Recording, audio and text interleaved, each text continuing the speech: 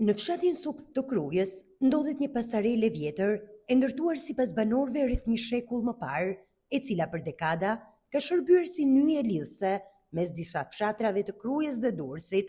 Sot kjo urë mbetet një nga rrugët më të shkurtra del Bregdetit të Lalëzit, por njëkohësisht dhe një rrezik i përditshëm për banorët dhe drejtuesit e automjeteve. Teksa bisedon me banorët e zonës dhe drejtues automjetesh, ata shprehen se janë të detyruar të kalojnë mbi këtë pasarelë edhe pse janë të vetëdijshëm për gjendjen e saj të amortizuar dhe rrezikun e shembjes.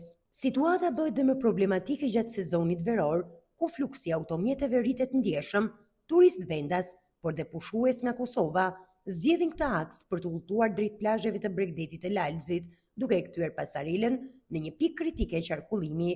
Prej disa vitesh, ura është dëmtuar rënd, bazamenti prej dërrase është amortizuar, kavot mbajtëse dhe elementë të tjerë konstruktiv kanë pësuar dëmtime serioze, duke bërë kalimin të pasigurt, sidomos për automjetet e rënda.